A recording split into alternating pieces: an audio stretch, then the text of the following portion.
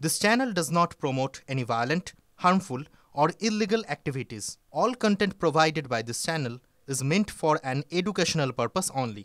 Top quality और consistent performance के लिए सिर्फ सिल्वर पंप नाम याद रखना। কালীগঞ্জে বোমার হাতে নিরীহ ছাত্রীর মৃত্যু, সেই ঘটনায় গ্রেপ্তার করা হলো আরও দুজনকে। গ্রেপ্তার করা হয়েছে এফআইআর এর নাম থাকা গাওয়াল শেখ এবং বিমল শেখকে। এই নিয়ে গ্রেপ্তারি সংখ্যা বেড়ে হলো 9। সুপ্রিয় আমাদের সহকর্মী আমাদের সঙ্গে রয়েছেন। সুপ্রিয়, 24 জনের বিরুদ্ধে এফআইআর ছিল, এখনো পর্যন্ত গ্রেপ্তার নয়, কিন্তু এখনো তো অনেক দুষ্কৃতী অধরা, পুলিশ তাদের গ্রেপ্তার করতে পারছে না কেন? দেখো, সেক্ষেত্রে পুলিশের তরফ থেকে যেটা দাবি করা হচ্ছে বা পুলিশ সূত্রে আমরা যেটা জানতে পারছি যে ঘটনার পরেই কিন্তু যাদের নামে ওই নিহত ছাত্রী নাবালিকার পরিবারের তরফ থেকে অভিযোগ জানানো হয়েছিল, তারা কিন্তু এলাকা ছেড়ে অন্যত্র পালিয়ে গেছে বা বিভিন্ন জায়গাতে গিয়ে তারা গা ঢাকা দিয়ে রয়েছে। এবং তারপর থেকেই যে তল্লাশি শুরু হয়েছে, সেই তল্লাশিতে কিন্তু একের পর এক গ্রেপ্তারই আমরা দেখতে পাচ্ছি। গতকাল বিকেলে দুজনকে গ্রেপ্তার করে পুলিশ। যেটা আমরা পুলিশ সূত্রে জানতে পেরেছিলাম যে হাবিবুল শেখ এবং নবাব শেখ নামের দুজন অভিযুক্ত, এদের নামও কিন্তু এফআইআর এ রয়েছে। এই দুজন অভিযুক্তকে গতকাল বিকেলের পর গ্রেপ্তার করা হয় এবং গতকাল রাতে অভিযান চালিয়ে গাওয়াল শেখ প্রথম একজন অভিযুক্ত বলা যেতে পারে, তার নামও কিন্তু এফআইআর এ রয়েছে। এই গাওয়াল শেখ এবং তার ছেলে বিমল শেখ, তাদেরকেও কিন্তু গ্রেপ্তার করেছে পুলিশ। অর্থাৎ আজ 4 জনকে একই সঙ্গে কিন্তু আদালতে পেশ করা হবে এবং সকলকেই কিন্তু হেফাজতে চেয়ে আবেদন জানানো হবে পুলিশের তরফ থেকে। এবং তুমি যেমনটা বললে যে এই নিয়ে কিন্তু মোট গ্রেপ্তারির সংখ্যা বেড়ে দাঁড়ালো 9। ধন্যবাদ সুপ্রিয়, অনেক ধন্যবাদ।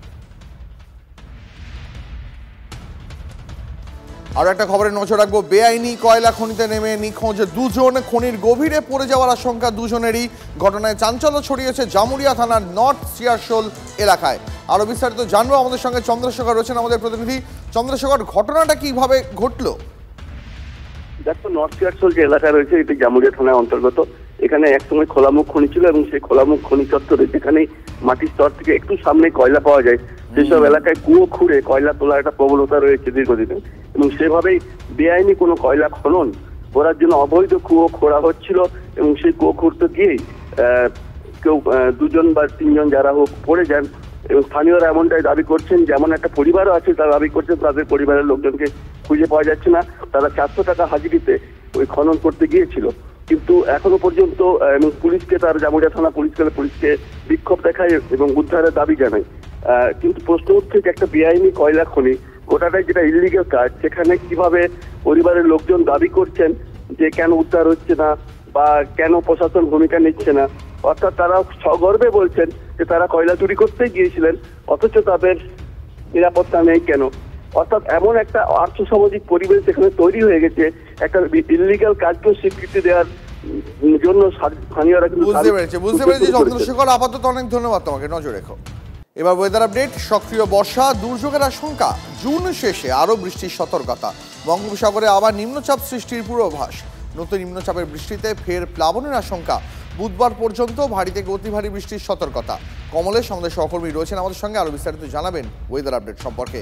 কমলেশ, দেখো, আজকে এই মুহূর্তে যে বৃষ্টি বাদলাটা চলছে, আমাদের গাঙ্গেয় পশ্চিমবঙ্গ লাগোয়া বাংলাদেশের উপরে একটা ঘূর্ণাবর্ত আছে, তার প্রভাবে দক্ষিণবঙ্গের বহু জায়গায় এই মুহূর্তে মেঘ রয়েছে, বৃষ্টি চলবে সারাদিন আজকে কোথাও না কোথাও। এবং কাল বঙ্গোপসাগরে আরো একটা নিম্নচাপ, একটা ঘূর্ণাবর্ত সৃষ্টি হবে এবং সেটা থেকে নতুন নিম্নচাপ সৃষ্টি হতে পারে।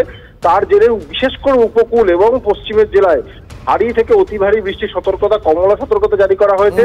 যে অংশগুলো প্লাবিত হয়েছিল সেই অংশগুলো নতুন করে প্লাবিত হওয়ার একটা আশঙ্কা থাকছে। ভারী বৃষ্টির আশঙ্কা কলকাতাতেও, ভারী বৃষ্টির সতর্কবার্তা কলকাতাতেও রয়েছে। মোটামুটি বুধবার পর্যন্ত বৃষ্টি বাদলা চলবে এই নতুন নিম্নচাপে। দ্বীপ, অনেক ধন্যবাদ কমলেশ।